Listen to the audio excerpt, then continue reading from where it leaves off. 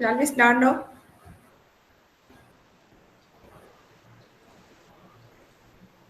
Okay, we can start. Okay. So I welcome you all of to this session and over to our resource person, Professor Vishnu Namboodir. Thank you very much, teacher, and good morning to all of you once again. So, yesterday we were discussing something related to interpolation, and to be specific, we were discussing something related to curve fitting. So, curve fitting, as I told yesterday, suppose that we are given some data points in the sense that x value is there, correspondingly y value is also there, without understanding what exactly the function is, most probably. So the question is to fit that particular data into somewhat close to a curve in such a way that the distance between the points and the points on the corresponding points on the curve, the square of the distance between them, if we sum them, all these things, then that's going to be the least. That's what's known as least square curve fitting method. So least square curve fitting can be actually done in various ways because the curve can be actually a straight line. The curve can be constructed using a polynomial. The curve can be exponential. All these things are quite possible.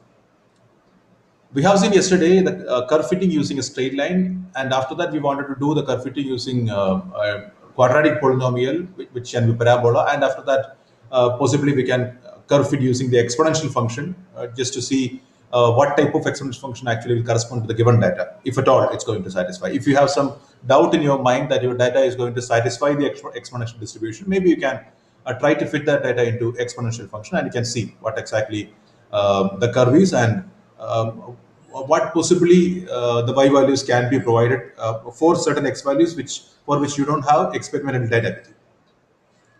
And yesterday we had one problem towards the end of the session which we could not completely finish because of some error that was happening in the program. I tried to locate that error, and what I found is that the error is basically because it seems that sympy was unable to solve the problem because the number that we have chosen is very large for solving the equations. The coefficients were chosen is somehow it became very large. Okay, when I changed the coefficients into something that I was able to solve that problem. I'll start describing that problem, and after that, okay, I will tell after that. Let me start solving that problem first, and after that, we will move on. Let me start sharing my screen, the SciPy window.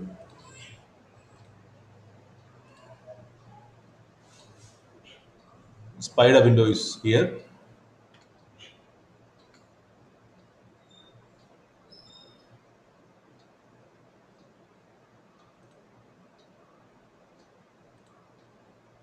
Okay. This is what our yesterday's last problem was. Importing numeric Python, numpy as np, x is equal to linear space within the range 5 to 25. And we took the length of x, we created some random numbers.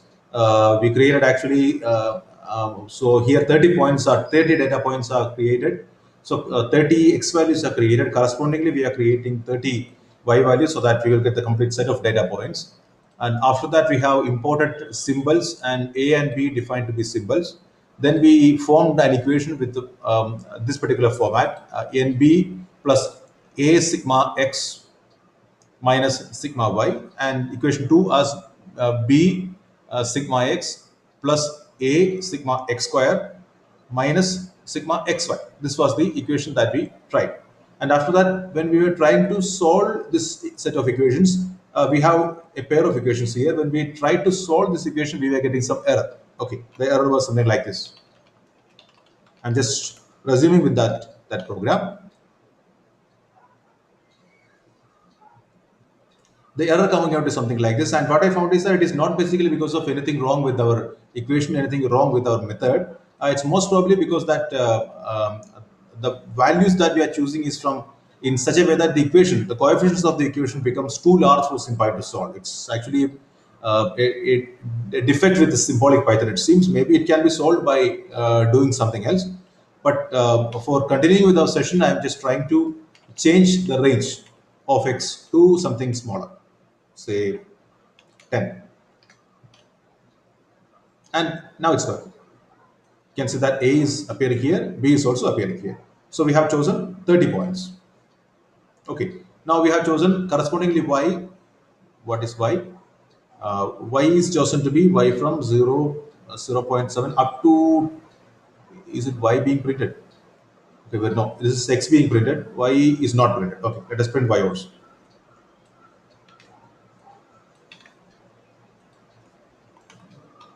If you go for Y, we will be getting some data like this.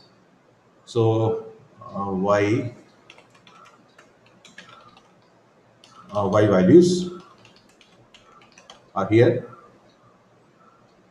So Y values are taken within the range 0 to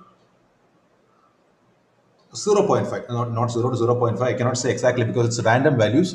So 0 to 1 it seems, because 0.75 is included here, 0.89 is there, 0.98 is there. So it essentially means that it is within the range 0 to 10.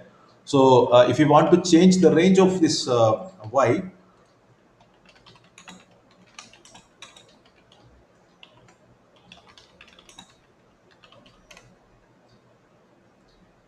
so in that case, we should go for either random uniform, or otherwise. What you can do is that, of course, you can multiply, or otherwise you can just define it to be a random uniform. Of course, you can use, and in random uniform, you can give the low value, high value, and the size. Size means number of elements. So you can even use that. Okay, let us try to see that. I don't know if we are using this, it will again create the same error as before. Random uniform low, let us take the low to be equal to the same 0, high to be, okay, otherwise let us take it to be equal to 1, high to be equal to something slightly below 10, say 9, and size to be exactly 30. And let us see,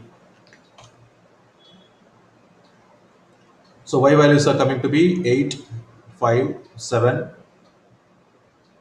Hopefully it's uniformly distributed, but uniform, we don't actually require that to be uniform, but anyway. One thing we should clearly understand that if you are creating data using the Y is equal to NP random uniform, you are not going to get exactly the same values every time.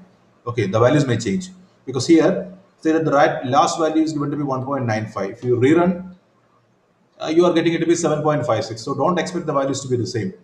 Okay. So accordingly, the curve also will be different. So that you need to be really careful about. Okay. Otherwise, the thing is that you may create it using a separate program. You create the random values using a separate program and copy the entire y values to this as a constant array. Don't use random command. But this is being done here to just to see that how the data is going to be fit into our how the what do you call list a square line is fitting into our data, just to show that. Okay. So okay, now let us use the previous day's commands. Let me just copy and paste. So what should I do here? What is the okay, A and B are already here. Okay, now we need to plot these things. So A we need to take out, B also we need to take out. That's it. So already dictionary is enabled to be true. So A and B are here as in the yesterday's command. There is no difference. Now X and Y data are here. AX plus B is here. Let us try to see how it's fitting. It's highly scattered because it's non-uniform data. That's the problem. Sorry, it's a uniform data. So uniformly scattered. So you are not expected to get somewhat a straight line. But however, okay, let us see how much is fitting.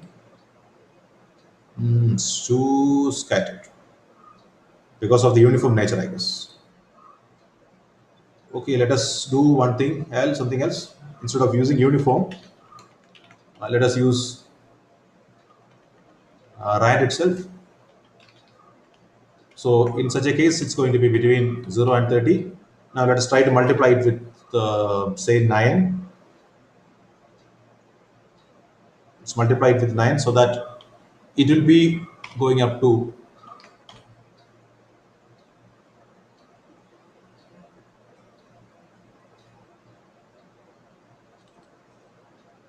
so let us try to reduce the range 0 to 3 and 30 points. 30 points once again. So 3. Even now it's not very, we are not in a comfortable position here. So it's highly random. That's it. So suppose we go for in the range. Okay, we are having here such a large range. So let us take it to be one again, and no need to use this. Okay, least square is not going to completely fit. That's the only thing. So this is the line that has. See, you can see that around the line, above and below the line, the points are almost uniformly. The distances are almost uniform. You can have a quick look at all these things, and you can find out that the distances are almost looks to be somewhat uniformly distributed about the line. The line is not passing through many of the points; it passes through just one point. Okay, but this is the best thing that we can achieve using least square line fitting. So in such a situation, and what I think is that even if you use a curve in this case, even curve fitting is not going to be perfect in this case because we have such a random data. Okay, we don't have such any uniform data. So suppose that on the other hand, instead of creating data using this random command, if you use arrange, what was the previous thing we used? 0 to 0, 1, and 0, 1 and 0.1.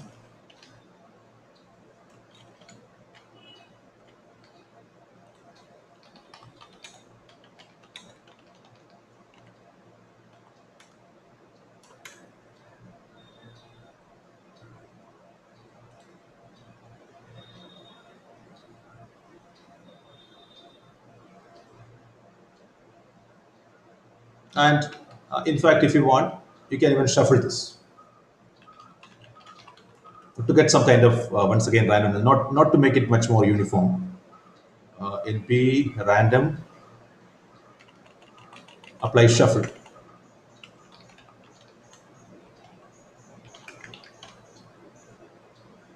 unsupported add none. What's happening? NP random shuffle NP arrange.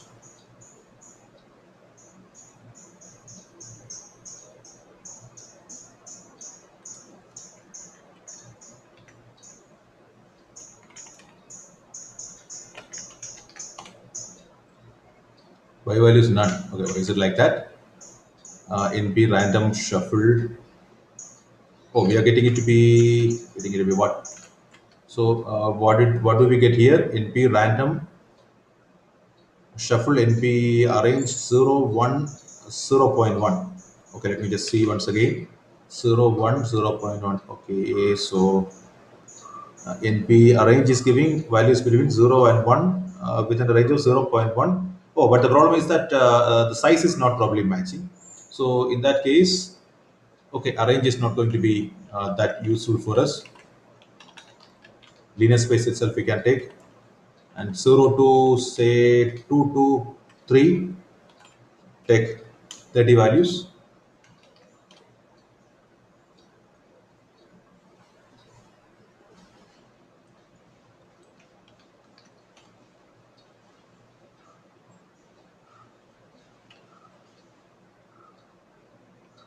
I think you don't have to. Okay, you don't have to use this y equal to. It automatically becomes. So it automatically shuffles. Okay, that's the thing. So NP random shuffle is actually getting applied onto y itself. So you cannot. You need not put y equal to. So you just apply NP random shuffle on y. The actual values of the original y itself is getting shuffled. Original y itself is getting shuffled. Okay, but y there is no result. Linear space 2 to 30. Okay, haven't we plotted that? Okay. Now only we are plotting. So still the result is not very good because still basically because we are shuffling. Okay, we are simply shuffling. Okay, if you don't shuffle, suppose that we don't do that. Instead of that, just take y to be equal to.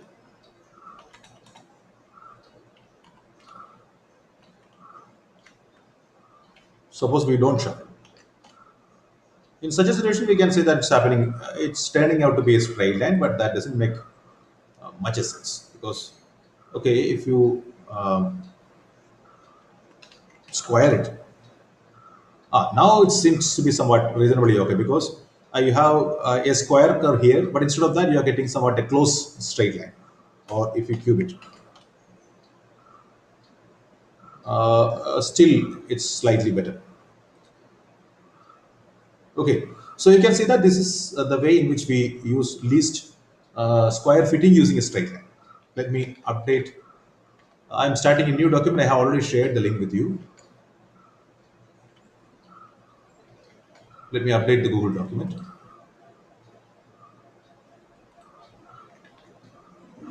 The Google document is updated. So the link is already there. I have already pasted the Google document link. Reposted.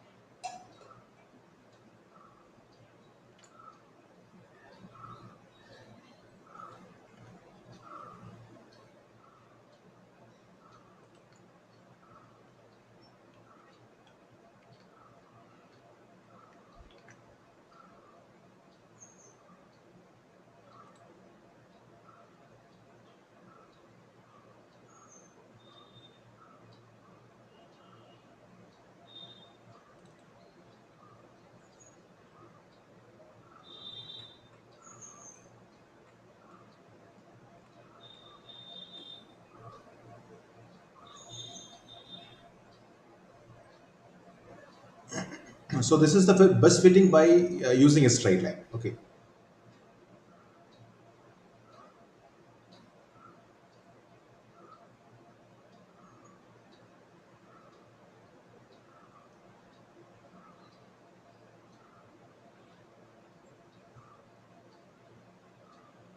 Now we can fit.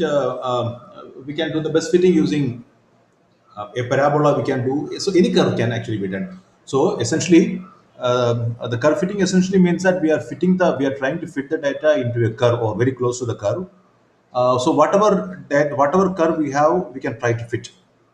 Okay, we may get such a type of curve fitting into the data, and it can happen that you may require many trial and error for finding out that to which type of cover to which type of curve your data is actually going to fit. But the interesting thing probably is that if your data is going to fit into a function which is infinitely differentiable, okay, please listen to me carefully. If your data is somewhat smooth, okay, nearly smooth, I would say, then the curve that you are going to construct is going to be infinitely differentiable. In such a case, it has a Taylor series expansion. If it has a Taylor series expansion, it's going to be a polynomial type of expansion if you approximate it. So, essentially, for fitting your data into a curve, you need to basically check polynomials of certain degrees, maybe starting from degree one, which is a straight line, and go up to some higher degrees. So, if you go up to some higher degrees, most probably, if your data is smooth enough, you may get a curve fitting into that. Okay, that's the basic philosophy. Let me repeat. So, if your data is somewhat smooth in the sense that if you have data which you believe to be reasonably behaving well, which is close to a smooth curve, then your curve is going to be infinitely differentiable. If it's infinitely differentiable, it has a Taylor series expansion. If it has a Taylor series expansion, you will be getting a polynomial by approximating it by dropping the tail and terms. You will be approximately getting a polynomial corresponding to that. That polynomial, the degree of which may not be known to us, but by trying with polynomials with degree 1, degree 2, degree 3 by in a for loop in a systematic way, you may finally arrive at a polynomial which fits into your data more or less accurately. Okay, so the essential thing is that you should know how to fit the data into a polynomial curve. Okay, there are different types of curve fittings, like fitting the data into a parabola, fitting the data into an exponential function. So, but remember that exponential function it's a smooth function. Therefore, approximately it's going to give you a polynomial, one plus x plus x square by 2 factorial plus etc. up to x raised to n by n factorial plus the remaining terms being so ignored, because remember that the factorial function is growing much faster compared to this x powers, provided that your x is somewhat reasonably small. Otherwise, also I think the growth of x raised to n, which one grows faster, x raised to n or n factorial? I think it's n factorial, not x raised to n. I guess so, because if you are taking x raised to n, it essentially means that x into x into x etc. up to n times. N factorial means that 1, 2 etc. up to n. So I think x raised to n by n factorial goes to uh, becomes negligible when n becomes larger. Please correct me if I'm wrong. I'm just thinking that it's going to be like that. Okay. If you have prior knowledge of dealing with this particular function and checking the infinite series of e raised to x by, so otherwise also it can be really, it's going to be like that, because we know that Taylor series towards the end actually becomes negligible. Otherwise it cannot converge it. So the Taylor should actually go to zero. So you will approximately get a point. That's the basic use.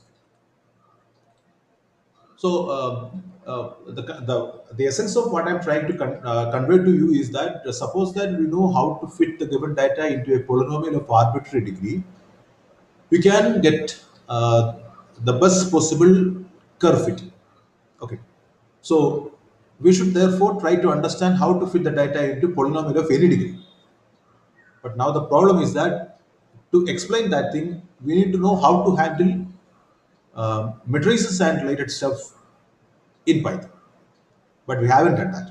So what I'm trying to do today is, instead of explaining how to fit the data into a polynomial of arbitrary degree, and instead of going into the next session, which was supposed to explain Newton's bisection method and what was that bisection method and Newton-Raphson bisection method and Newton-Raphson method. Instead of going to that part, I will try to explain basic linear algebra and linear functions so that we can complete this curve fitting related topic. So basic linear algebra was supposed to be taken on a different day after completing the Newton-Raphson method and bisection method, but I am slightly changing the order because we require the basic linear algebra related stuff for curve fitting into arbitrary degree polynomial. Okay. So let me start a new program in which I will try to explain the basics of dealing with linear algebra objects in numerical Python. Numerical Python, symbolic Python, all these things combined together.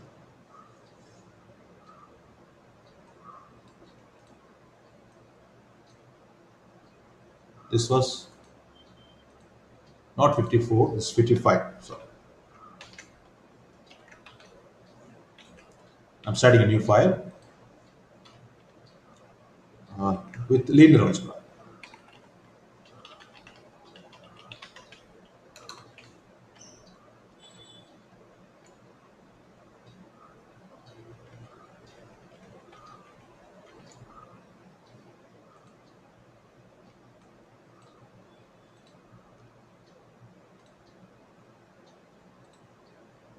There are actually two Python modules providing linear algebra related functions. One is numerical Python itself, and the other one is SciPy, scientific Python.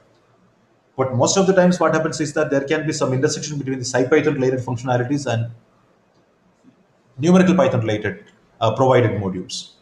And sometimes it can also happen that SciPy may be using numerical Python numpy related modules for inside computations.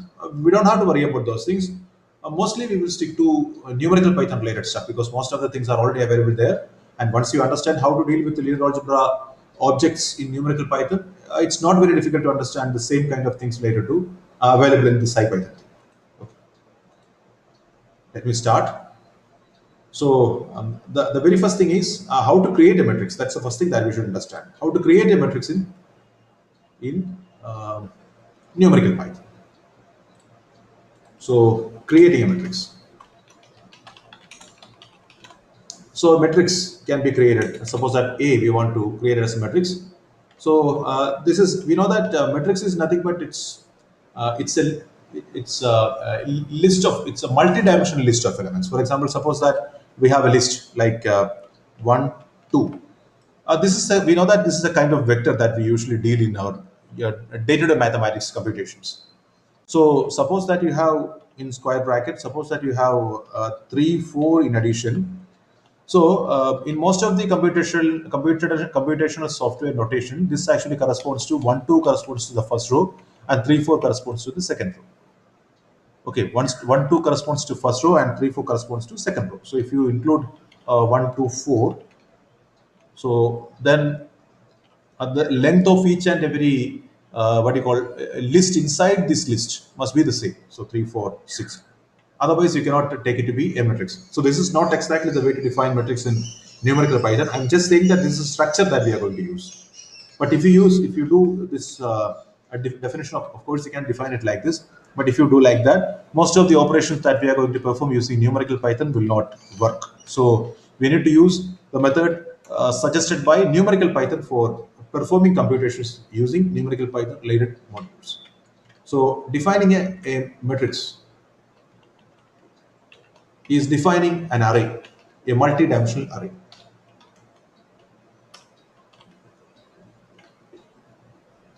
Sorry, unit list also. So list of lists, convert that into an array. That's it.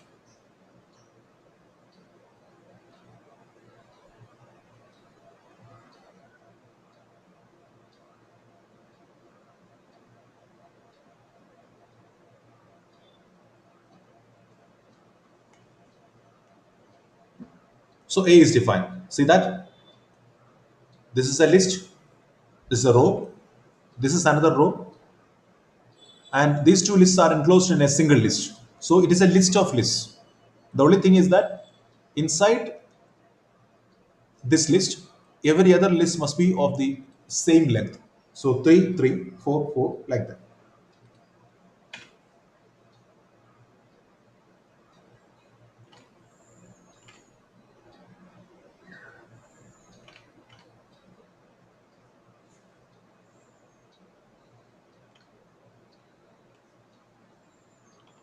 Building A.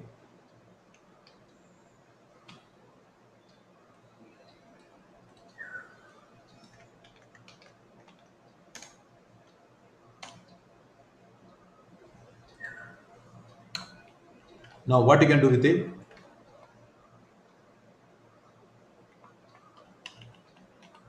Let us take it as a two-dimensional thing, 2 by 2 thing.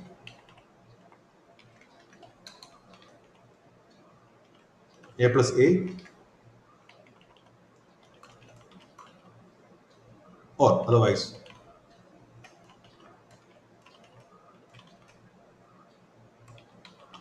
format A, or maybe I can define a B also. Why to unnecessarily do all this? It's B. Okay, I just took 3, 1, 0, 2.5, 9, some randomly chosen. I'm just taking something randomly. So A plus B, A, B, A plus B.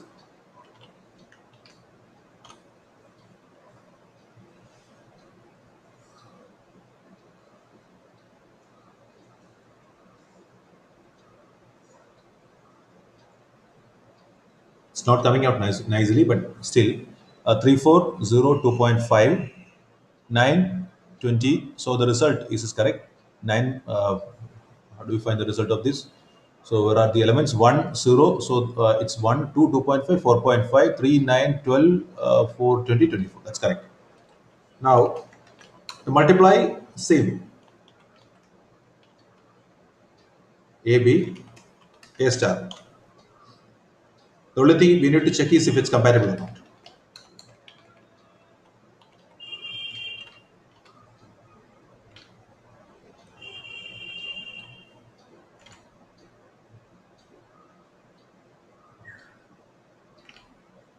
You can take the transpose also. Maybe for transposing, let us take a C. A C equal to NP array. Oh, sorry. 1, 2, 3. Just to see the transpose. So this is now a raw matrix.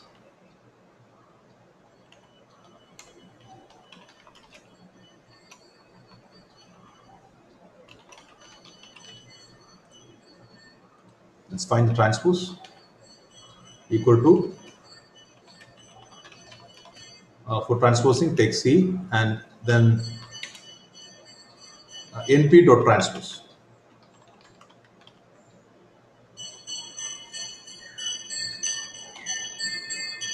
You can say that 1, 2, 3 is the matrix. Transpose is now, so here it is 1, one single element, here it is 2, here it is 3.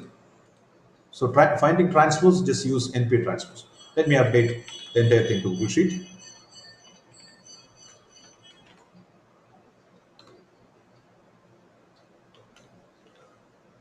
So update it.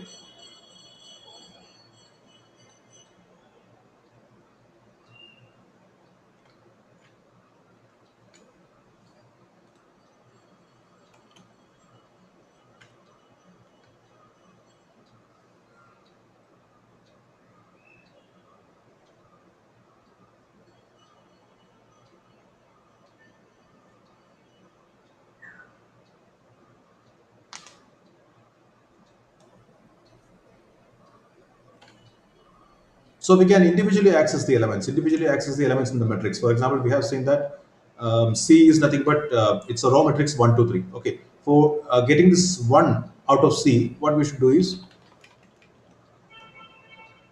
C, I think 1, 0. Okay, IJ equal to, I think 0, 0. Exactly the same thing we should use. I and J are 0, 0. So C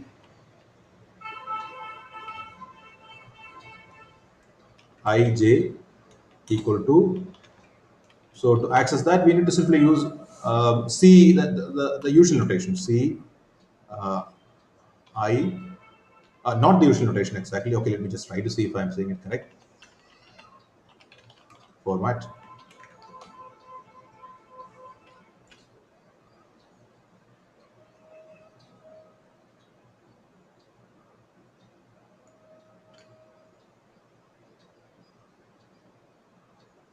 Oh, sorry, sorry. I, J. So this is not exactly the usual notation, because in the usual notation, to get an element, you need to use C in square bracket I, again in square bracket J. Okay, but here it's not like that. Here we are using much more comfortable mathematics notation, Cij, Ci comma J instead of that. Okay, C in square bracket I comma J. So you are getting C00 to be equal to 1. Same way. So suppose that we want to access C has 0, 0, 0, 1, 0, 2, 0, 2.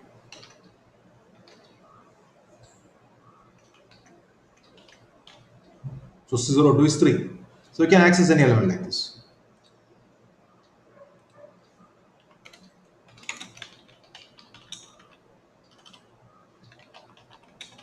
Accessing matrix entries by index. This is how we do that. Now it's possible to get.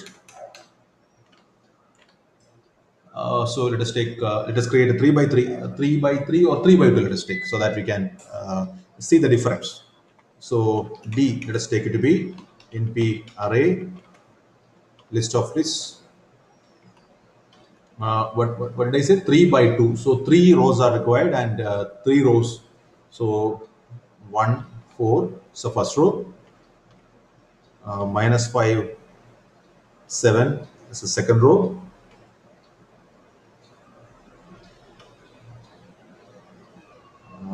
0.5. NP dot pi is also, pi is also possible. Okay.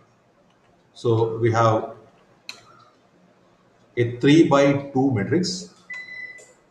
Now let us try to get uh, okay, let us try to get, what should we try to get? Let me just try to see, print what this is. NP D, inside that trying to use the same kind of colon, trying to use the colon type of formatting. I'm trying to get this second column. So for getting the second column, what should I do? So for getting the second column is what here? Second column here is 4, 7 NP pi. Okay, I'm just, okay, 4 pi NP pi. For getting the second column, I need the first column to be anything. Sorry, the row index can be anything. Only the second column needs to be fixed. Okay, second column only needs to be fixed. So can I take? So how do I vary the second column alone? Shall I give a two here? No, no two, one here. Let me try to see what exactly the result is. So what are the things I'm getting? 4, 7, 3.14. Perfect.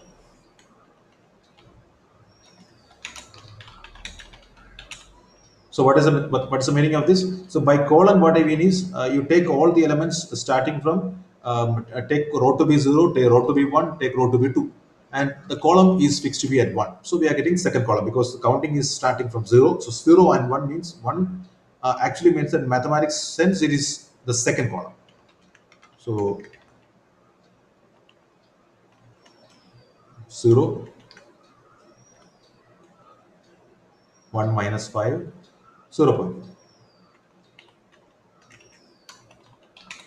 Getting row is also the same. There is no difference.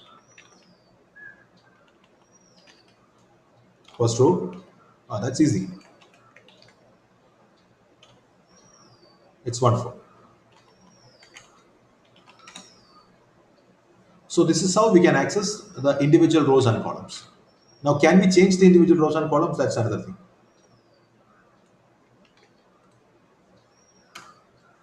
For example, can we change D00?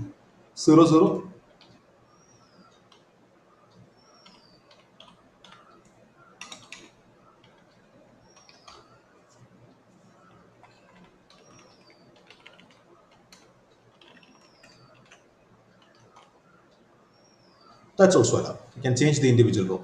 You can change the individual column element. Now, can we change the entire change an individual entry?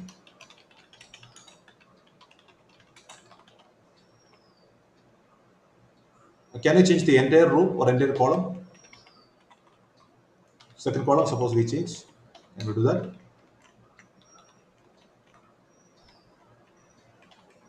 I suspect. Let us see anyway. So second column must, that means that 4, 7, 3 values are required.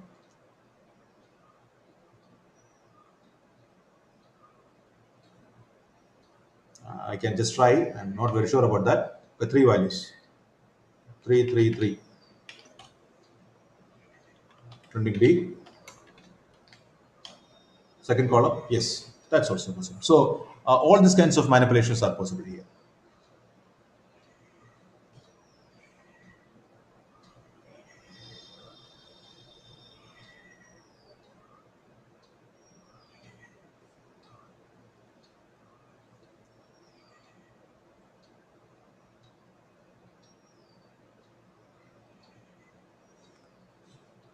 Let me update.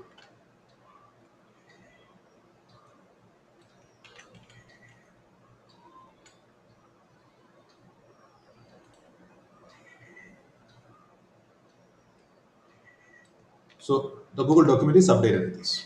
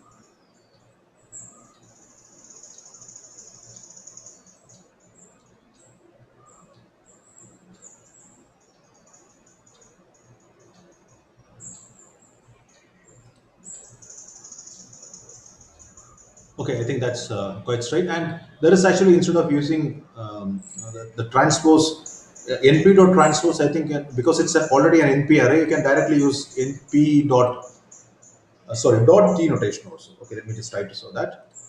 This dot t also can be used. So once again, the same C I am using.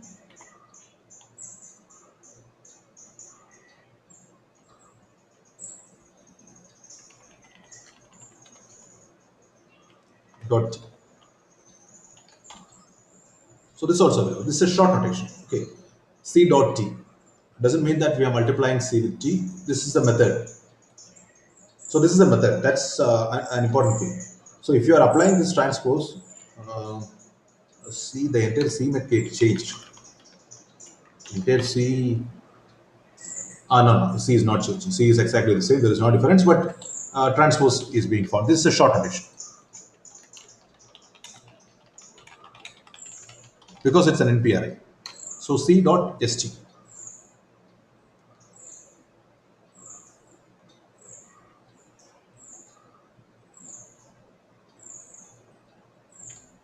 Now multiplication can be carried out. Okay, can we do the multiplication the same way as we do in the case of the usual numbers? So to understand that clearly, maybe we can use something which you can easily compute. A is equal to NP array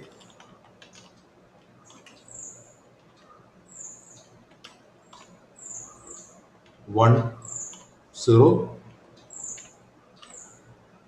0 1.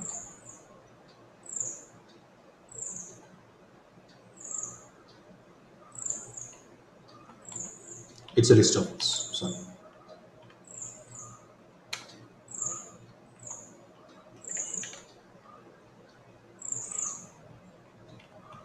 Or 1 2 0 1.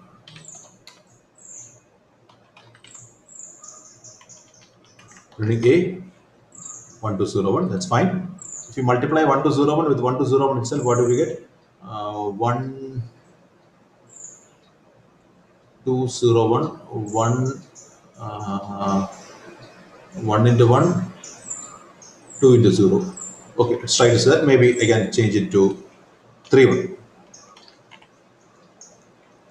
So if you multiply A into B, will it work?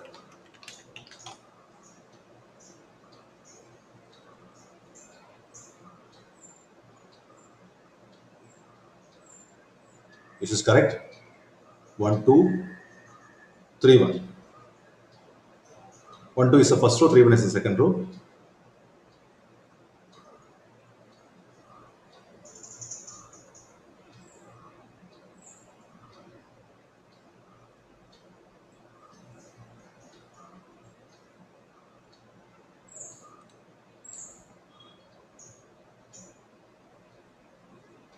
Let me just try to see. 1 2 3 1. So you have 1 2 here. You need to multiply 1 2 with the transfer 1 2 with the first row with the first column.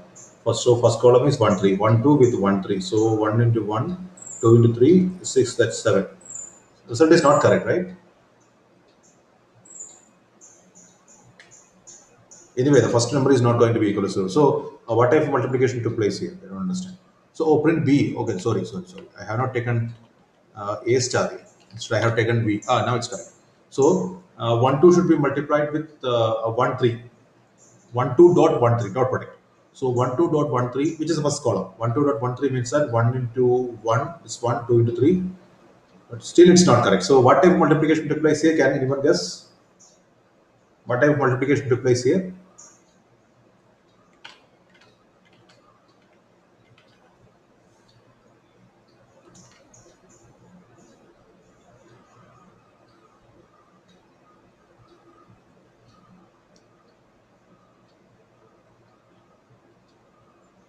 So the multiplication that took place here is a straight away multiplication, right? Directly that 1 into 1 is taken. 1 into 1, 2 into 2, 3 into 3, 4 into 4. Sorry, 3, 1 into 1, 2 into 2, 3 into 3, again 1 into 1. It's not the matrix multiplication. So this is not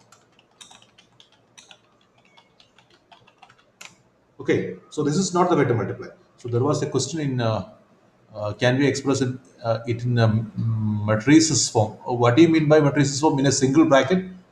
I don't really think so. You need to use it as a list of lists. Single bracket means that okay, you can write all of them in a single bracket, and you can use the command reshape. I will explain that. Reshaping is possible.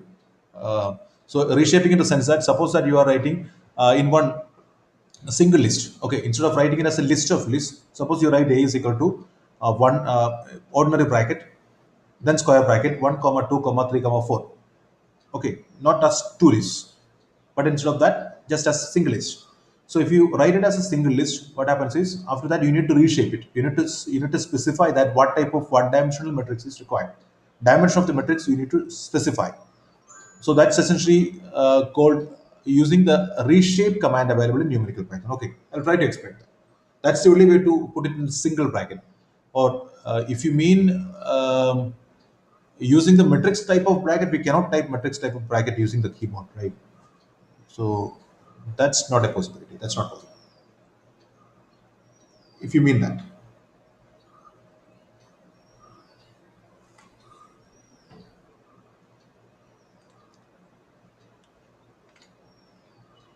Okay. So this is not matrix multiplication. That's what I wanted to say. Now, if it's matrix multiplication, should have multiplied this 1, 2 with the first column. Okay. So what is the first column? A. The first column we can directly also get.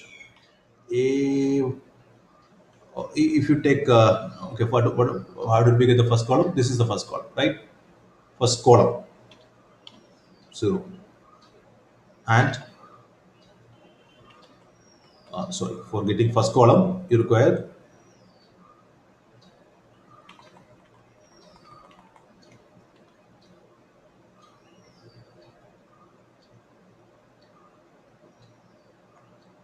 I think this is not necessary.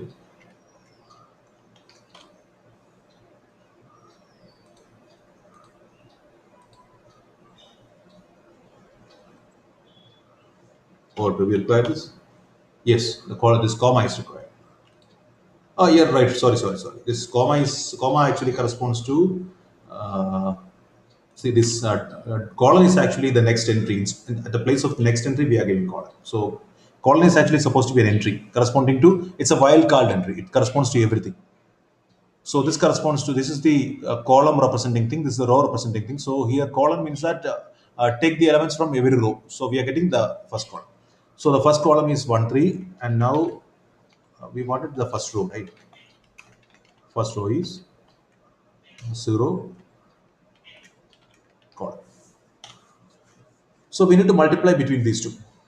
So even for okay, even for multiplying these two, for multiplying these matrices, we need to use the command called dot. We need to essentially take the dot product.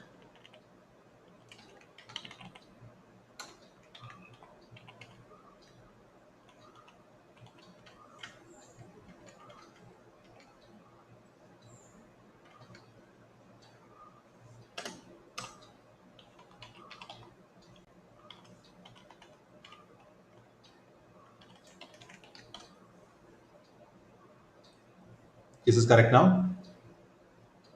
So this is the first column. This is the first row into first column. So 1 1 plus 2 3, that's 7. That's correct.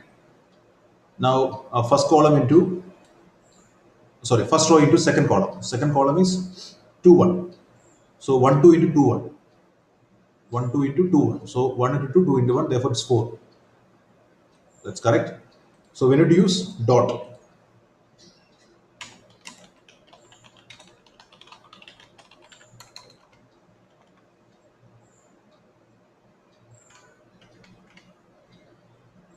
So essentially dot product only being used. So first row dot first column, first row dot second column, second row dot first column, second row dot second column. That's it. That's what's happening here.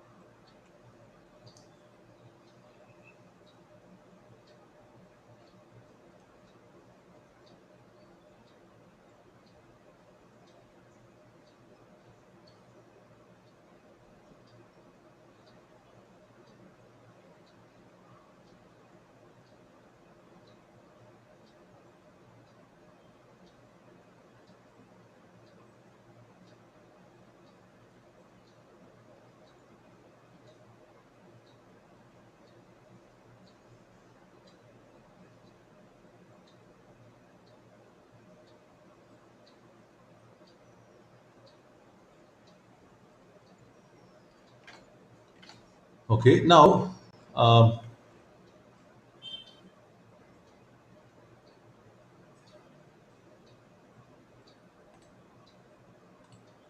so I'm just checking what are the necessary things left for us so that we can go back to linear least square fitting.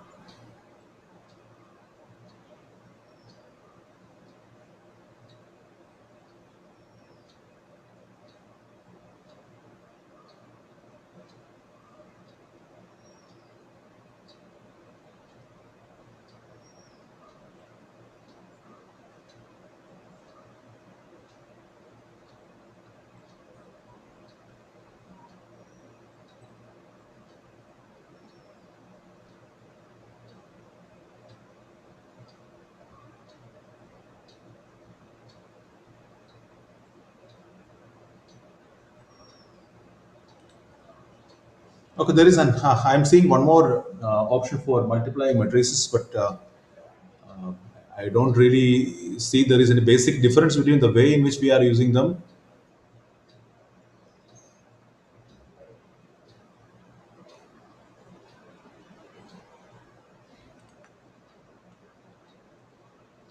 I think dot is actually a latest version, and previously we were using matrix multiplication command. So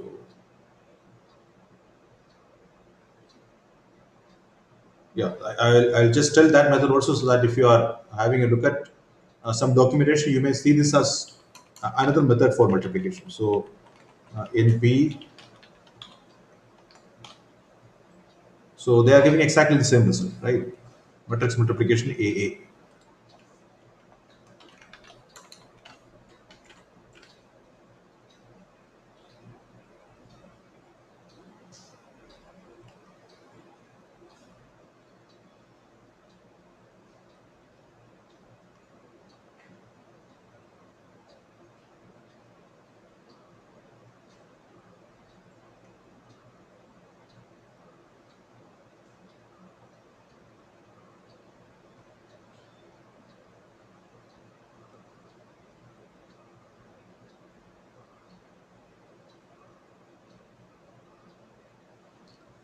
So both dot product and mat mul works for the matrix multiplication, and there is no significant difference as far as a normal user is considered.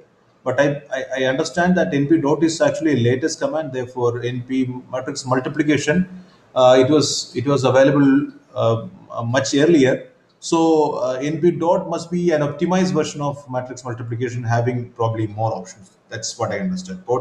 Both seems to give exactly the same result. There is not much difference. Okay, let us try to see one more example. Try to create one array or matrix B. Now, using array shaping, suppose that we create an array in the range 1 to 5. Some So 1 to 5. If you require 3 by 6, or sorry, if you require a 4 by 3 matrix, we require 12 points. Let's create 12 points,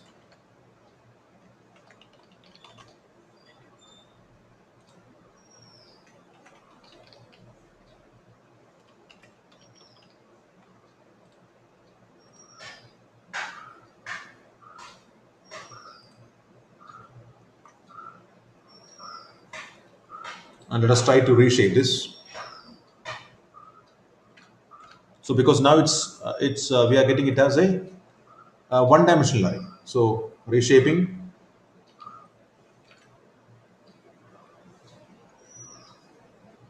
NP arrange. Reshaping can be directly applied. Suppose 12 we reshape to 4 by 3, 4 3. You should give it in as a tuple and let us say it.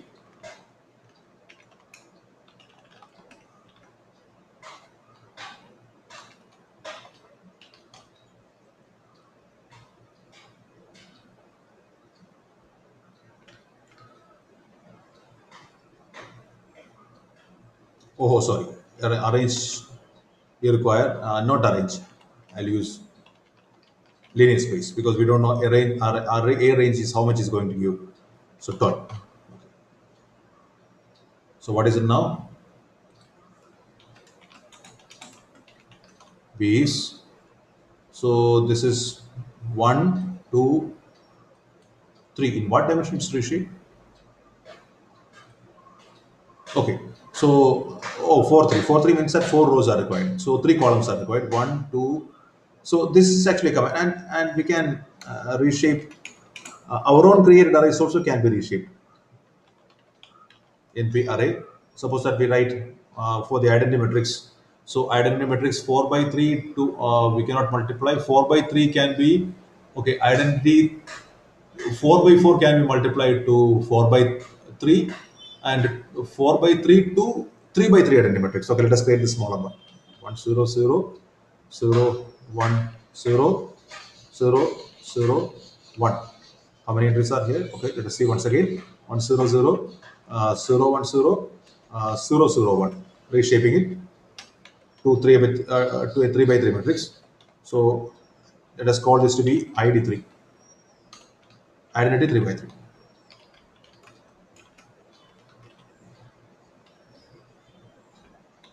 So let us multiply B star ID3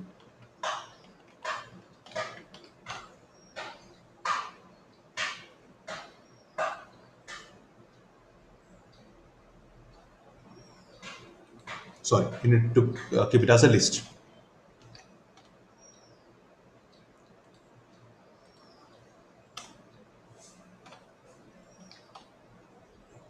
Operands could not broadcast together with shapes. Once again, I made same mistake. Multiplication. Sorry. Matrix multiplication or dot. So where is B is? B is 1, 1.36, etc. And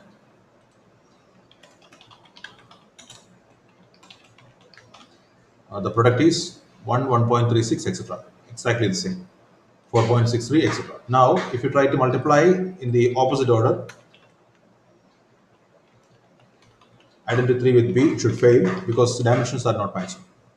So input operand 1 has mismatch in its code dimension 0. So this is not going to work.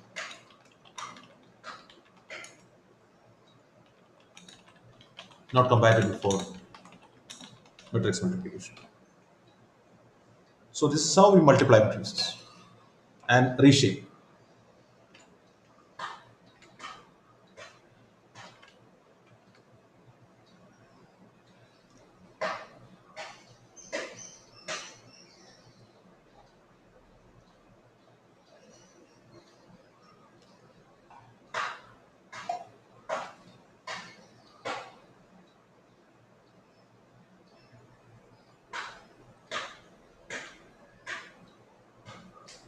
So transpose we have seen multiplying, taking out columns, taking out rows.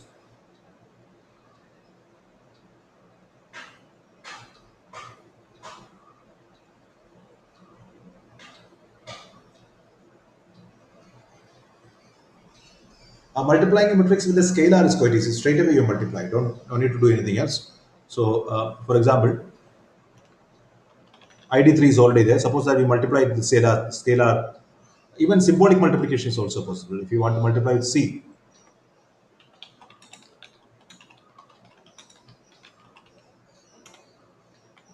sorry, symbol, escape, or K.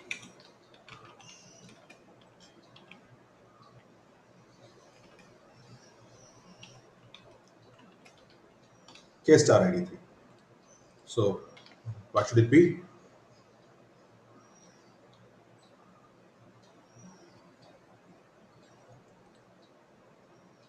Okay, then what should we do? K star.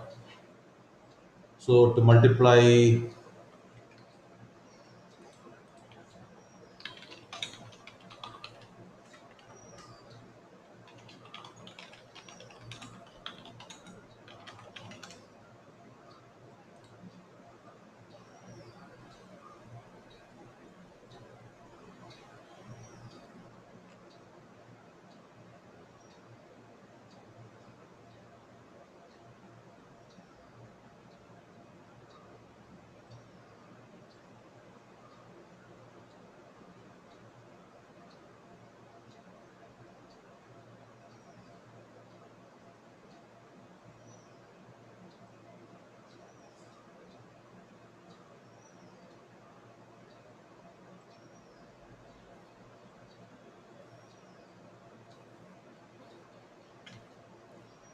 I think you need to multiply it towards the end,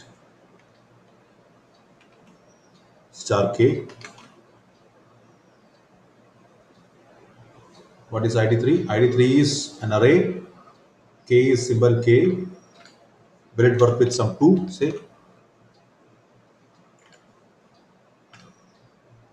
ID3 is an array, and why is it not? Maybe only one-dimensional array it works. No, it's expected to work here. Star 2.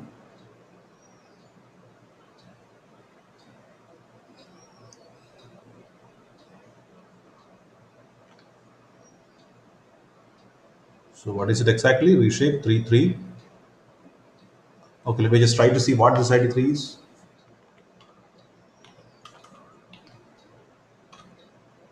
Oh, error is not there. Somewhere else. Where is the error? Oh, error is here. Sorry, sorry, sorry. I was okay. Now it should be correct. Okay, error was somewhere else. Symbol is not okay.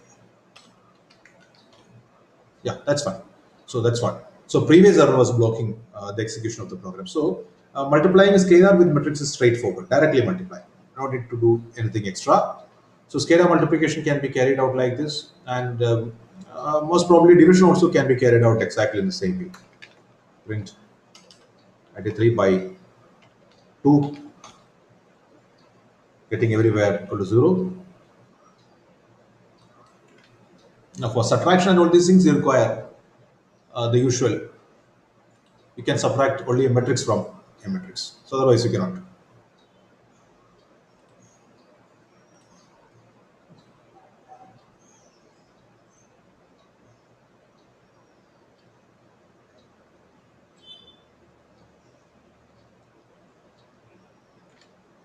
Now the trace of the matrix also can be found just by suppose that you have a square matrix. Okay, otherwise it's not going to work. The trace you can find by taking. So what do you need to take? The all the okay. How do you get all the elements in the diagonal? So you should take AII, right? Some AII for I in. Okay, so for that list comprehension is more than enough. Is what I guess. So if you take the B matrix, where is the B matrix? No, B matrix you cannot use. Suppose that you take, you have already constructed some matrix using, okay, reshaping itself we will use once again. Suppose that we have D equal to linear space. This is, so take 9 points, 3 into 3.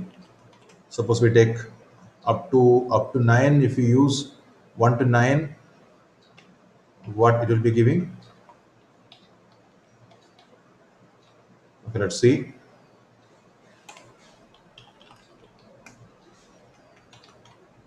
1 2 3 4 5 6 7 8 9.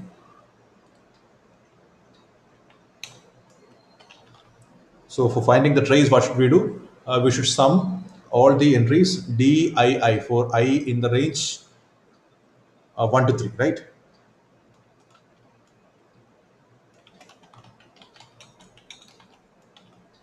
Trace of D is sum. What should be sum? Sum hold the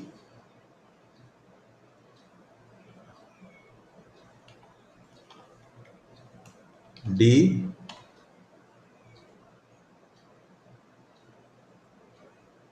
I I for I in range 1 to 1 0 1 2. Okay, what we can expect? We can expect it to be 1 plus 5 plus 9. 9 plus 5, 14 is 15 as a result. We haven't finished it. Okay.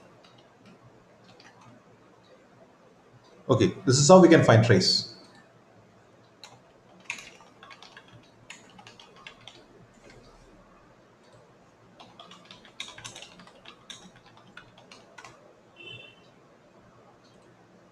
But it's not actually necessary. We can straight away also do.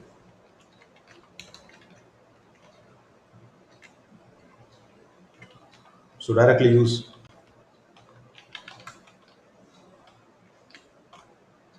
15 trace, NP trace. So the initial one is our own method. The other one is the method given by Python. Now,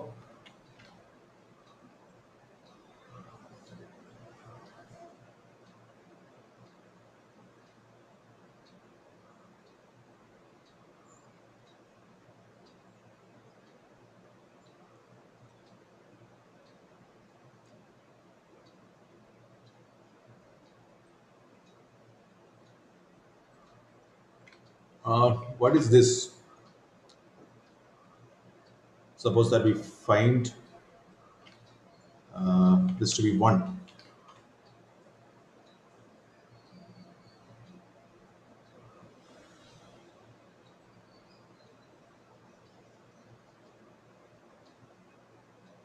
So trace D1.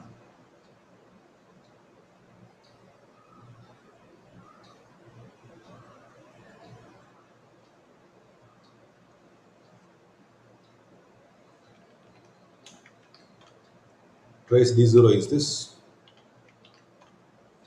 Minus 1 is 12. This is 12. So are we getting 159? 62 is 8. We are previously not getting 62. 62 is 8 and 84 is 12. So we are getting the trace.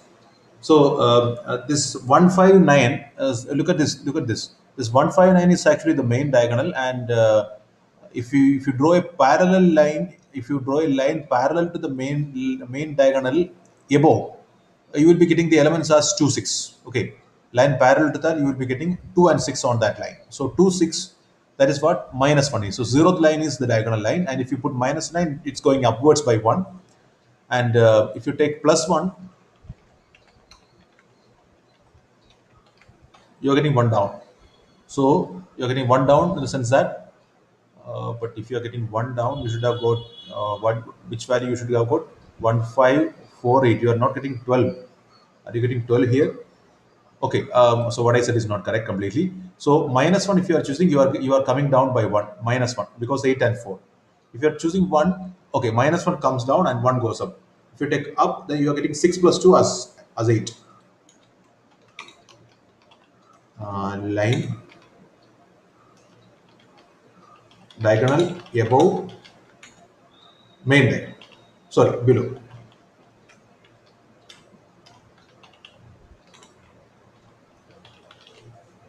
This is diagonal above the main line.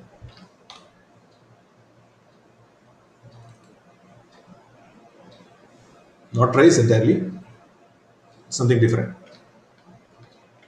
Okay, this trace command is that much flexible. We can try to do these things using the trace command.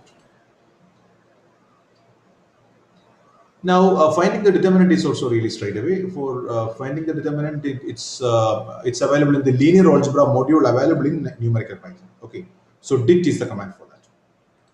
So for finding determinant, np dot. So we need to use np linear algebra module dot dit of id3 or 3 star id3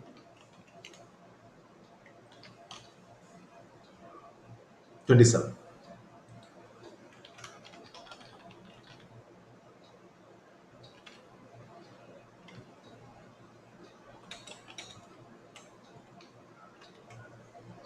3 star. Okay, id3 itself.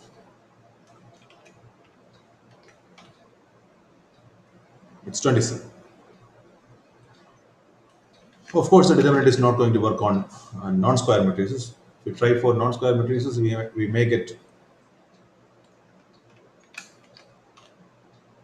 it must be a square matrix, not working because it's not square.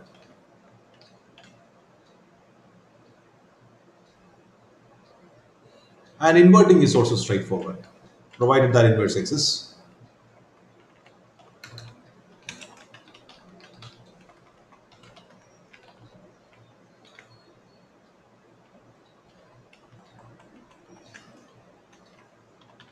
In for inverse. So because we know that 3 times id3, only the diagonal entries needs to be inverted as scalar entries. So 1 by 3, 1 by 3, 1 by 3, and zeros everywhere else except on the main diagonal. So we get the inverse to be this.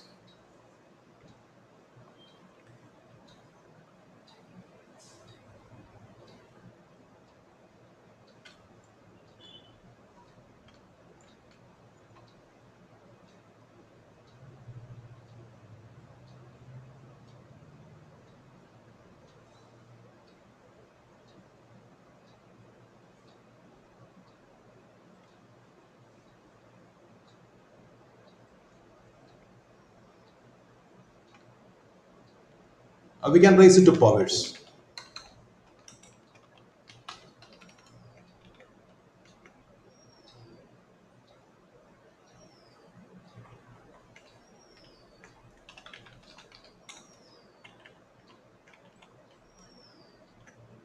So 3 star id3,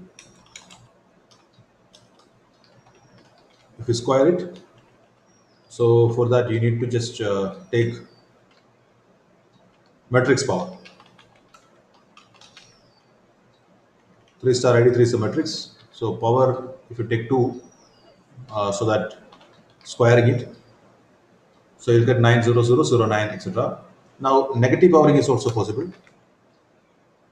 If you take -1,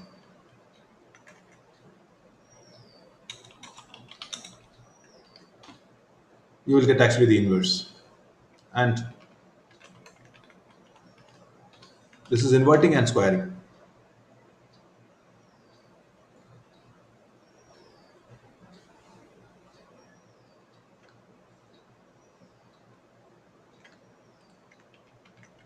Let me update the document with this.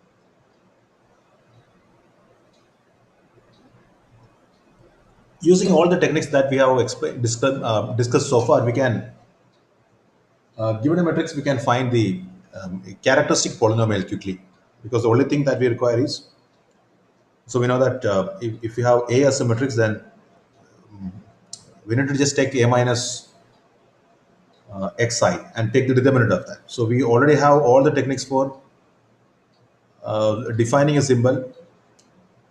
Identity matrix can be defined.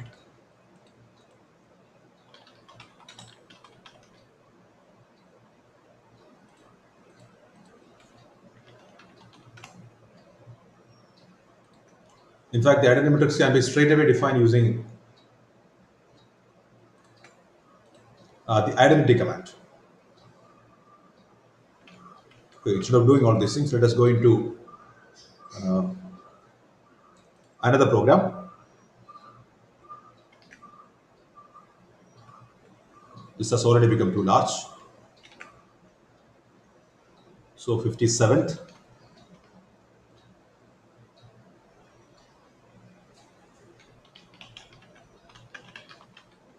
So characteristic polynomial. Finding out the characteristic polynomial, how to do that. So let us take the matrix to be equal to, once again, A. NP array. Let us define the array ourselves as a list and reshape it. So some array I'm choosing, 1, 2, 3.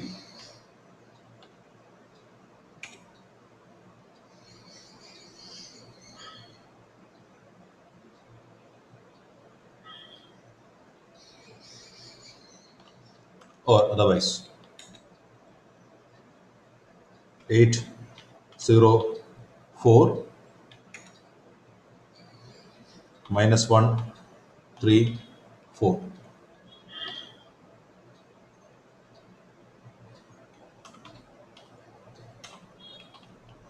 Reshape to 3 by 3.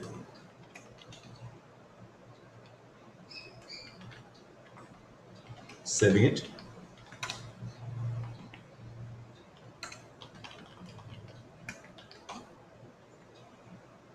Reshape 1, 2, 3, 8, 0, 4.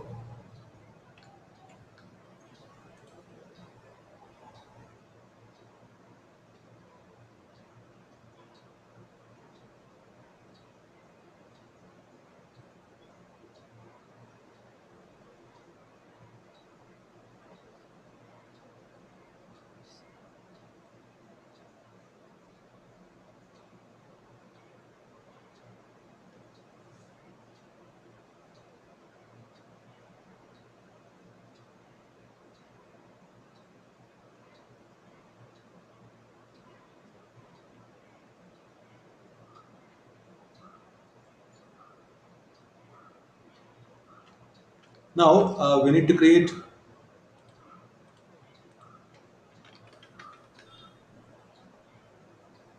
remember that we need to take A minus lambda, A minus xi, right? So we require the matrix that we are considering to be a square matrix. So then only we can form this characteristic equation, characteristic polynomial, etc. So here, let us create the identity matrix. Identity matrix can be created in two ways.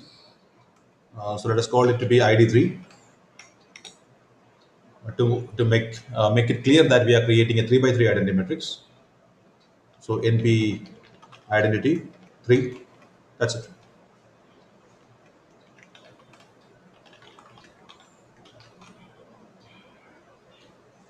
There is another method, in fact, which is that NP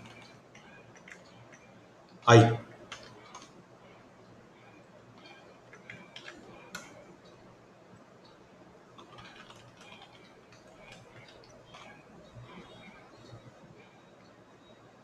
This method is much more flexible, in the sense that NP ID 3, 4, suppose. Okay, that's not getting worked. 3, 4 is not working.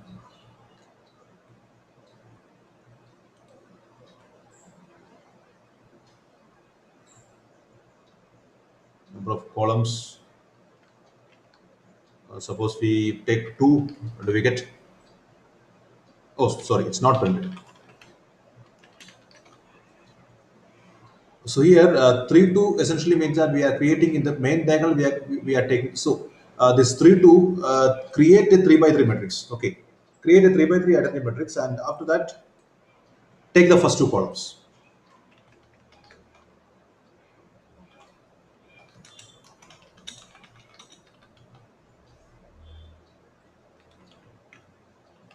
One column.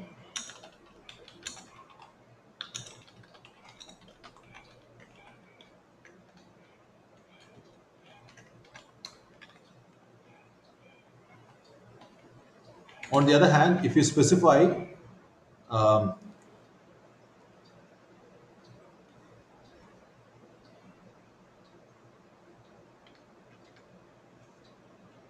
k equal to 1, what will happen is that the identity, see, in the case of the usual identity matrix, in the case of the identity matrix, actually not the usual identity matrix, in the case of the identity matrix, the ones are filled on the main diagonal. Suppose that you want to push it upwards or downwards, okay, not on the main diagonal but on diagonal above or diagonal below, you can use this k argument. You can set that it's shifted upward. So if you use 2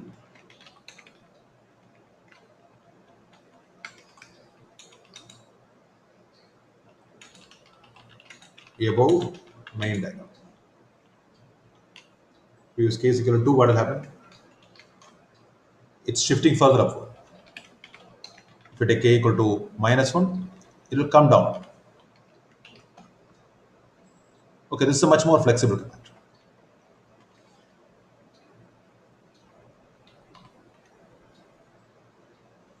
Okay, any of these commands can be used. No need to create the identity matrix by hand, but this can be used efficiently.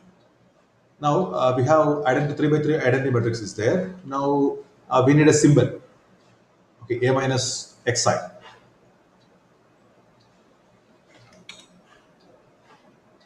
And we can straight away find the determinant also.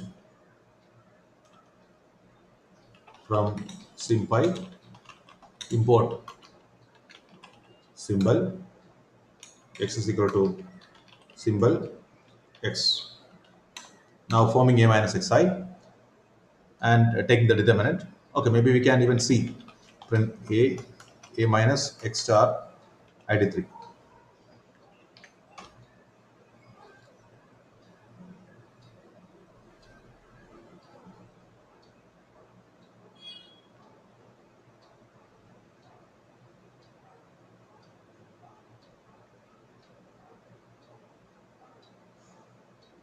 And take the determinant.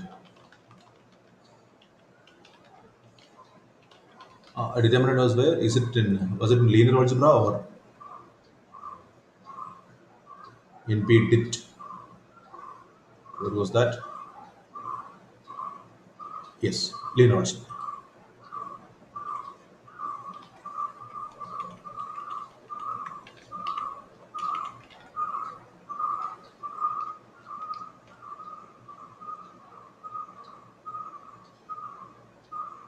What happened?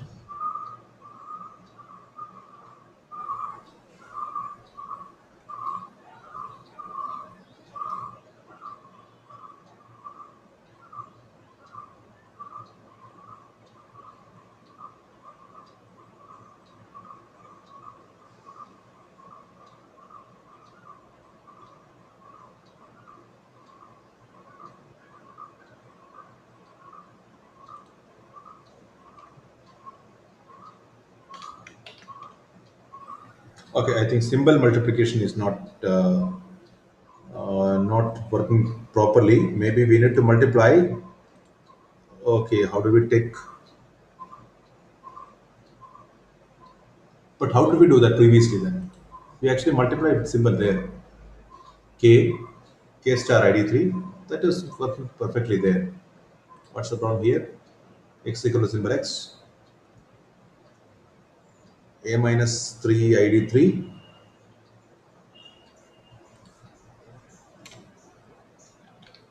Okay, CH matrix let us try to form. and see if it's working.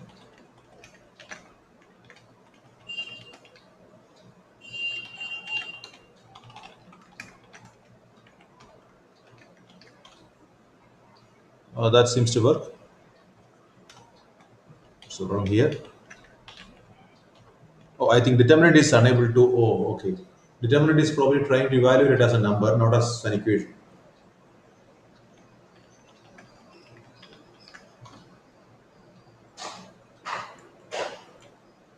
Okay.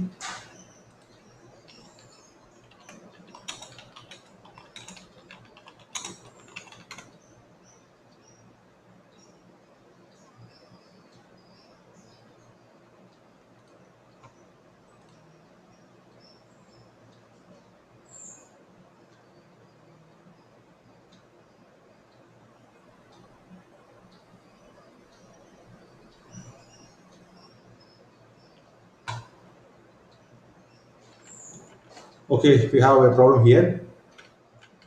We are not getting that symbolic Python cannot be used with the numerical Python related determinant seems. So to bypass that issue, we need to probably use the metrics available in symbolic Python itself, the metric structure available in symbolic Python. So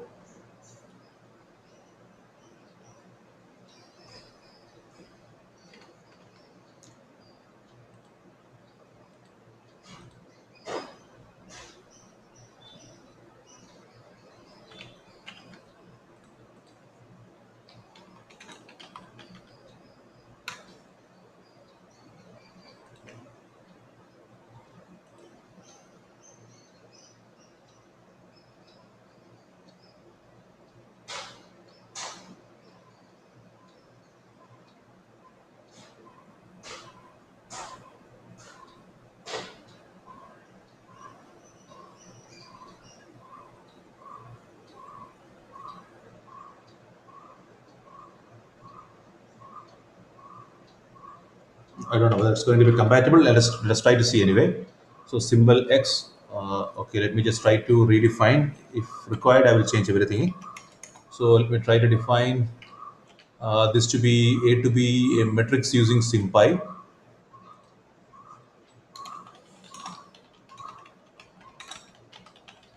So A is equal to matrix.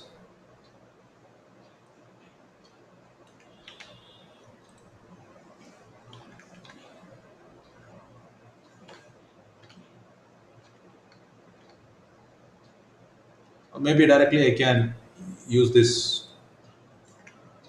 A structure. I guess I need to convert this into symbolic Python related thing. That's the only thing.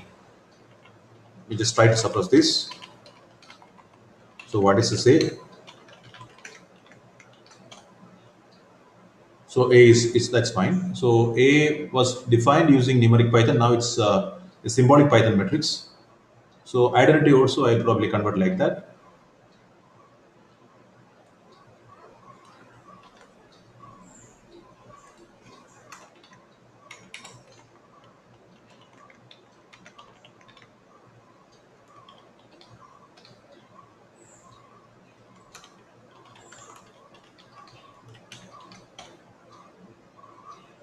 Okay, that's fine. Now probably I can try to find the determinant.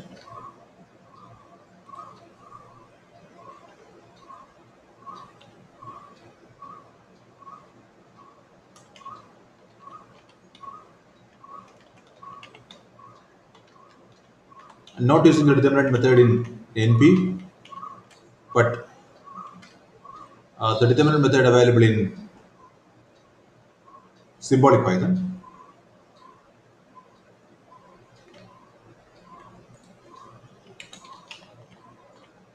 I think we need to import it also. Let us try.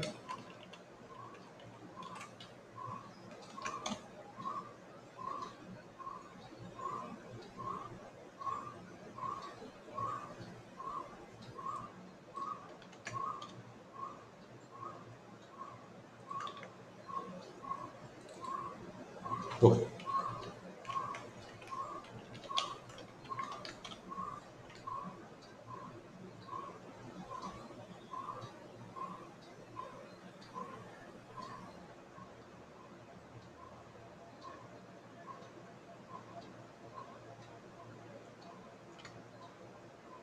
Okay, what is this? CH matrix is what?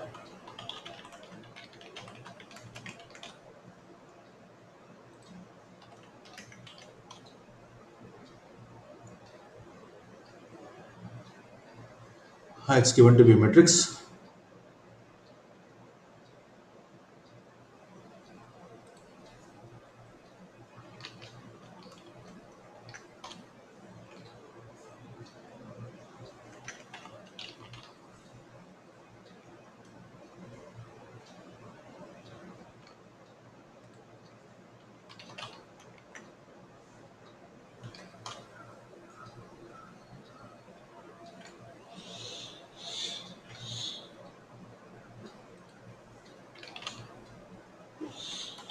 Shaping M, shaping the matrix so that we can see it as an actual matrix.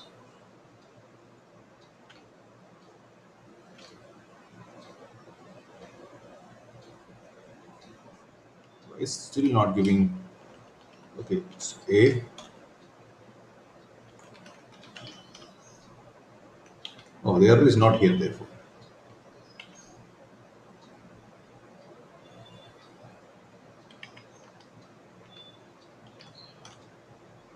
Oh, not even here. Where is the error then? Simple X import matrix did shape. Cannot import name shape from sympy.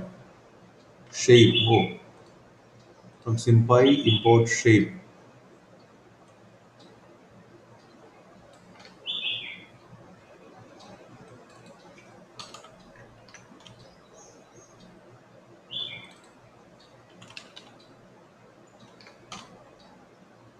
It's fine up to here.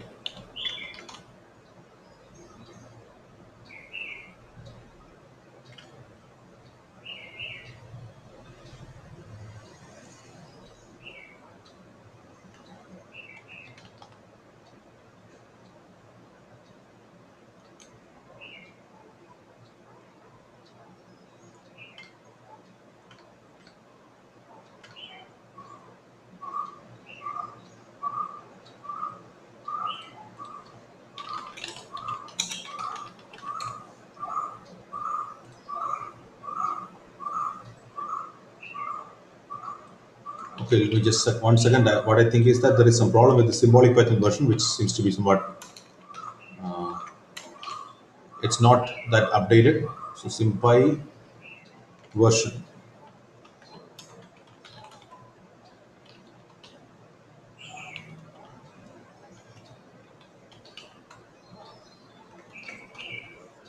This is 1.5.1. This is quite fine.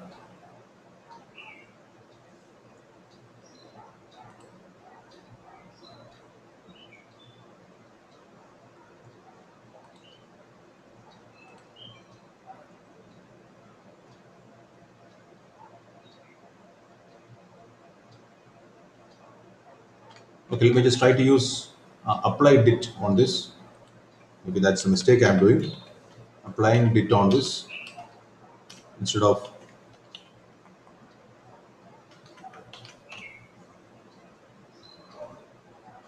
Still it's giving the error. Why it's like that? So what are the things I have done here? Uh, During the handling, what is the error here? 1.00 mostly int type error during handling of the above exception, another etc.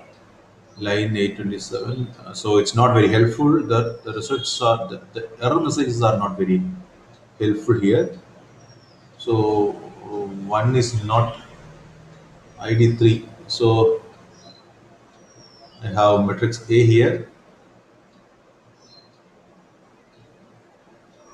Matrix identity matrix is here. A is here. So these two things are quite fine. Oh, even here the error is not even here. So where is it?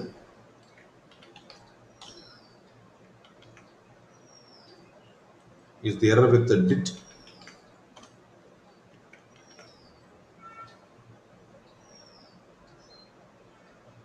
What is this?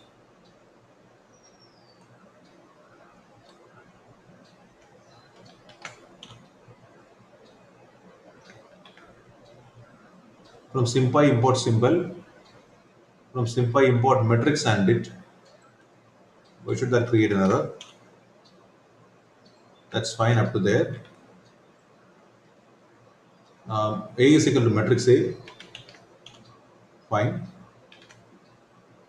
ID3 is equal to matrix ID3. That's also fine. Print ID3.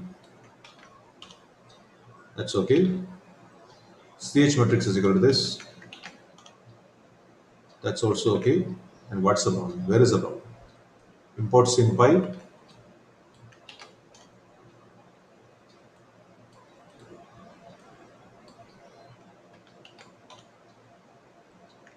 Okay, print a determinant of CH matrix. CH matrix. CH matrix.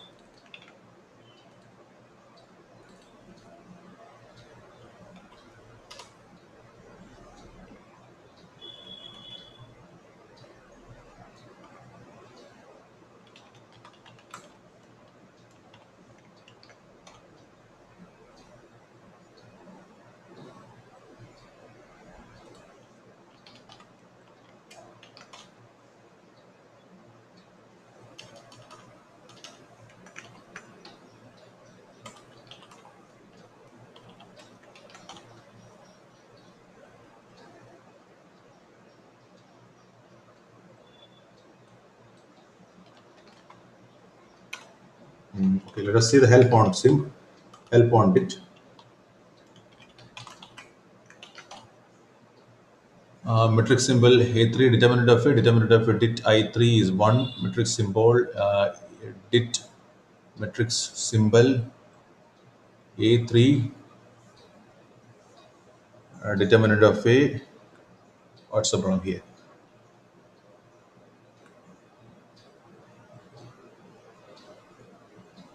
What is happening here? It's strange. So this is a matrix. No need to even do this. It's already a matrix. 1 1 minus x 2 3 8 1 minus x. Oh, sorry, 1 minus x 2 3 8 minus. This is the second row. 8 minus x. Sorry, 8 minus x 4 minus 1 3 4 minus x. Okay, these are the things appear here. So why this is giving?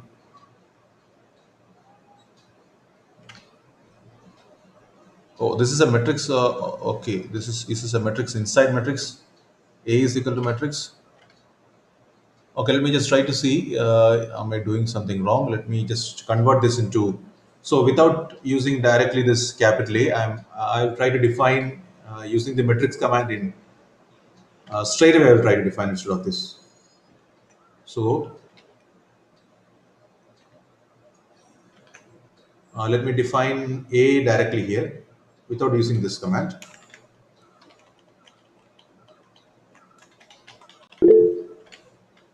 Probably that's creating the trouble. A equal to avoid the confusions, I'm just using the straight direct format. Okay. Or no experiments. Going back to the basics. Experiments can be done once we succeed in or attempt no reshaping.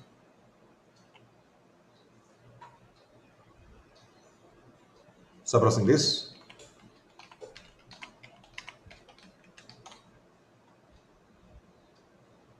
Okay, this is there for a matrix now. Now let us create the identity matrix also by hand.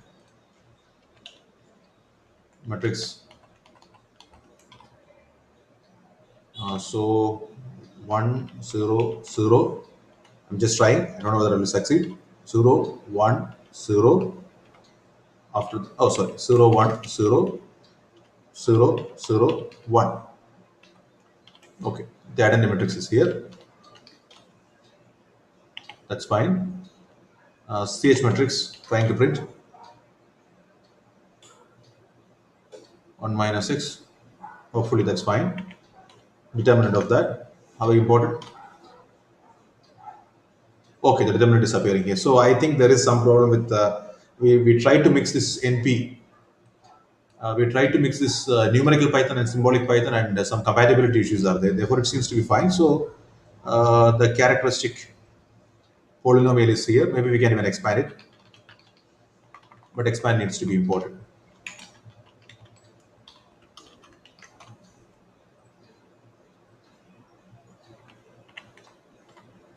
or simplified. I don't know.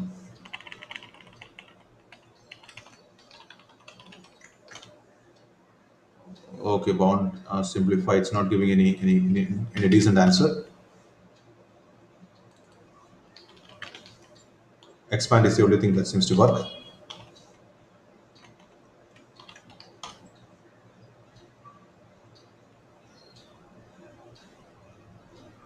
Or should I use expand directly?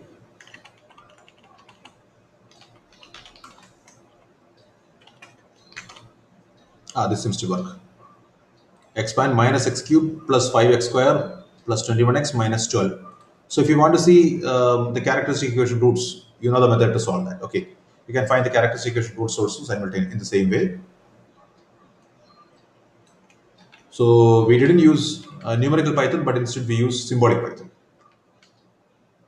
That's a difference. I have updated the Google document with this. Now,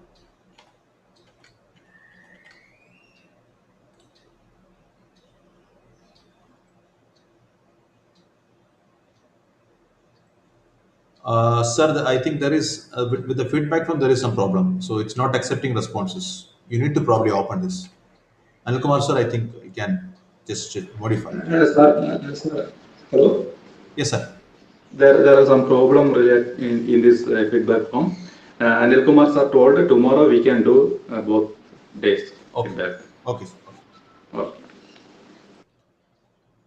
So now this is how we can find the characteristic equation, and now characteristic polynomial can be solved. Solve also can be imported.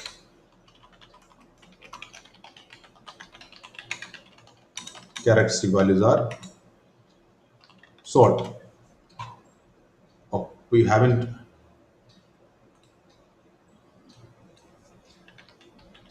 Stored this into anywhere. Characteristic equation, let us solve it here. Solve this for only one variable is there, so it will solve for that one variable. Oh, it's too complicated. Okay, that depends on. So it's too complicated, and maybe we can look for some numerical solution instead of looking for this type of solution. So this is how we can solve. We can find out. Of course, there is straight away there is a method.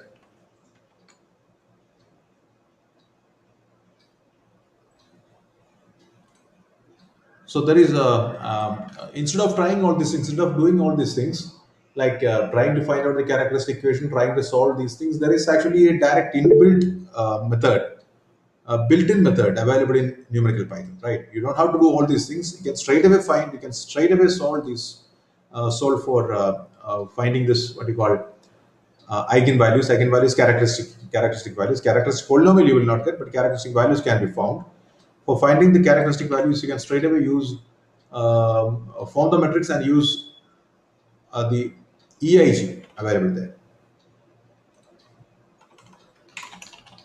Directly finding eigenvalues. So suppose that you are using this A,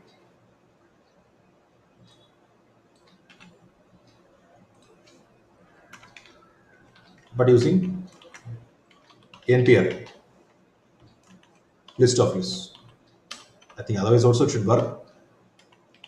Suppose we straight away use this.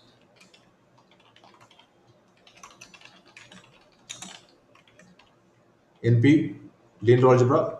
That's.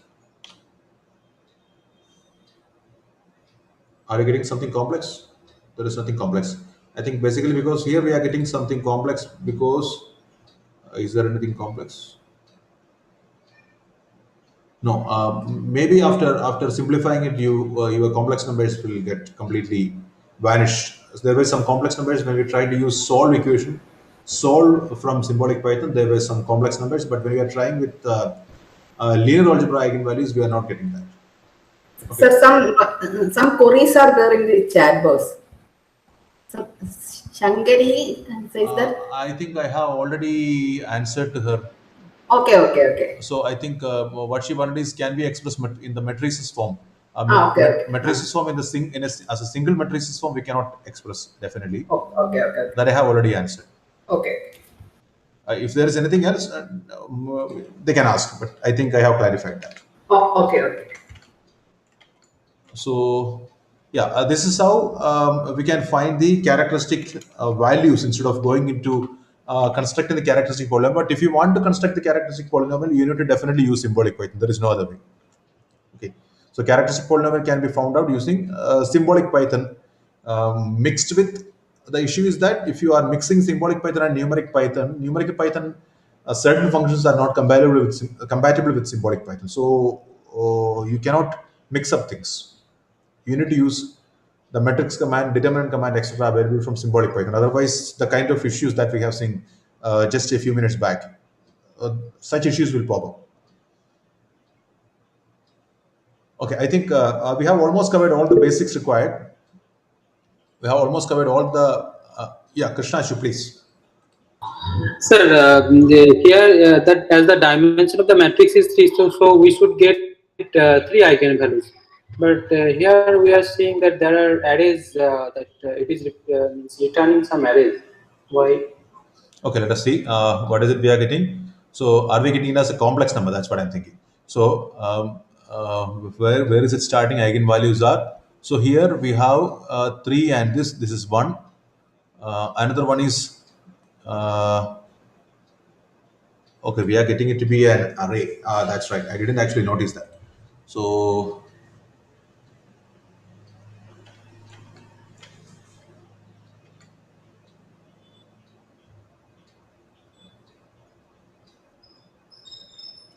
yeah, so we are actually getting eigenvalue and eigenvector. That's the problem. So see NP algebra. Okay, we can just try to find. Let us see the help of that. Let us see the help of this eigenvalue thing. Okay, print help. So the easiest way is to ask Python itself. What exactly is this? So the return values we need to be really careful about. So this actually gives you an array. That's what the documentation says. And according to the documentation, what are the real metrics possessing complex e-values and e-vectors? Not that e-values are complex conjugates of each other. So from where we should start?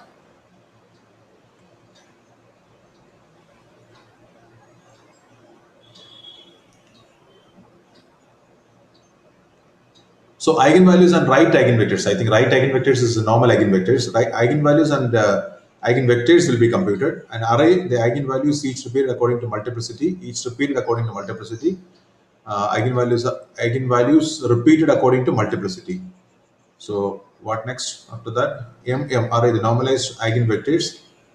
The column vi is the eigenvector corresponding to eigenvalue wi. So here we are getting eigenvalue and we are getting corresponding eigenvector also. Is it like that? Okay, let us see. Let us go up and see once again. Suppressing this.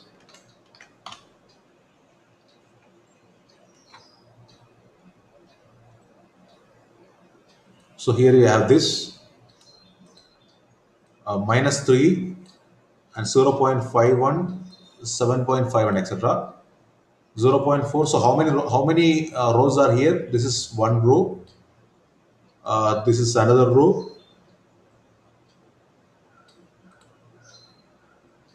Okay, sir, I got it. I think the first row is that eigenvalue, and the next one is 3 cross 3 matrix, that is eigenvector. Eigenvectors corresponding to these eigenvalues. Yes. Okay, sir. This is the first eigenvalue, I guess, corresponding to -3 point, and the next are the eigenvalues and vectors are to separate them probably we should make use of we should unpack it properly. Okay, eigenvalues. I think that's the best thing to do, and eigenvectors. vectors. So if you unpack it, we will get something like this.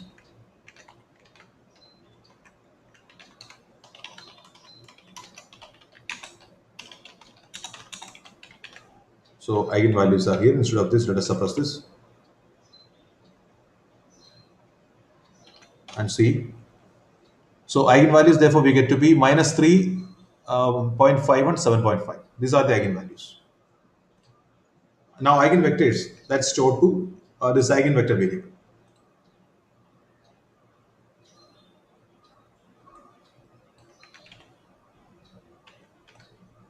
Let me update the Google document.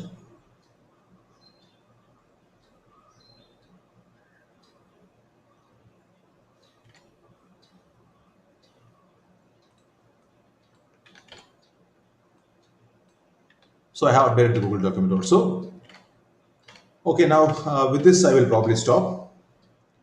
So the next thing left for us is to solve. So we have covered almost all the basics required in linear algebra for solving the topics that we have proposed for the workshop.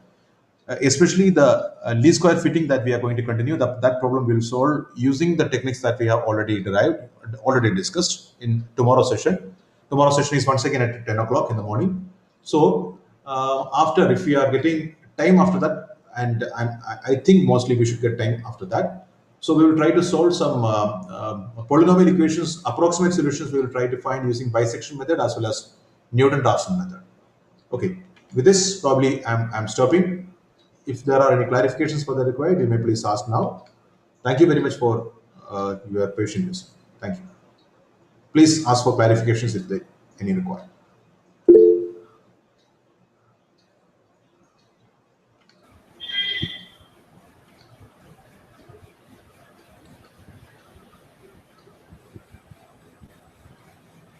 Thank you, sir, for spending so much time for us.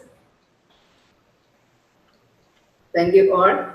Tomorrow we will meet at 10 o'clock, 10 a.m. Okay. Okay. Thank you. Okay. Sir, I think that square fitting, etc., are useful in solving numerical differential equation. Am I correct? I don't exactly know the theory, the connection between numerical differential equation solving, but we are going to discuss something related to differential equation solving. Least square fitting, essentially, what I understand is that if you have a set of xy points, then you can, so set of xy points are going to be on the plane, right? Xy points are definitely going to be on the plane. Okay. So the basic thing is that you are trying to identify the nature of the data points. If you are trying to compare your data points obtained from some computation, obtained from some practical experiment, you are trying to see if it's going to fit into some non-function, so that you can find an estimate corresponding to some unknown values. Unknown y values you can find out using some other x value. That's what essentially we are trying to. Actually, we are approximating. Yeah, finding a smooth curve that more or less passes through the given data points. Okay. Not exactly. If you want to exactly pass through the data points, you need to use interpolation. But if you interpolation, that the difficulty is that interpolation becomes too complex and too difficult to compute if the number of data points are increasing, because the polynomial will be too large. Oh. But if you are using this what you call least square fitting, what happens is that with the minimum possible error, you will be finding a smooth function. See, that's what I'm saying, smooth function. Because smooth function is going to be, you know that if your data is well behaved, you know that that's going to represent a smooth function. By smooth function, what I mean is infinitely differentiable. So if the function is infinitely differentiable by the Taylor series approximation, you know that it has a polynomial representation, Okay. not exactly approximately. So if it has a polynomial representation, definitely you can fit it. Okay. So you will be getting a polynomial curve that passes through at least through the neighborhoods of the data points. Okay. So for most of the practical purposes, I think neighborhood is more than good enough. Yes. Unlike in the pure mathematics never likes approximations. Therefore, pure mathematics may not like that, but for most of the application purposes, I think this is more than enough. And smooth curve you have, that's the most important thing. Getting a smooth curve is the most important thing. Actually, in the theory, for a continuous function also, we have a approximation like that, Weierstrass theorem. Yes, definitely. But what I wanted to say is for a power series representation can be easily computed. Weierstrass approximation, I don't know whether it's easy to compute. Weierstrass approximation, I think theoretically it exists, but Practical computation, I don't know how to do that, but Taylor approximation is definitely we know. We have a formula, that's fine. So, and another interesting thing is that, yeah, Taylor approximation, you may be able to sometimes guess that what type of function it is. Once you get the curve corresponding to that, maybe you can construct that polynomial back also. That's also possible. So I think Taylor is well behaved because we always expect the functions to be differentiable because that's the maximum thing that we can expect from a function is being differentiable. So we always hope for such a function. If it's not possible, we'll definitely come down to being continuous. Okay. Thank you, sir, once again. Thank you. Thank you all. Now we can wind up.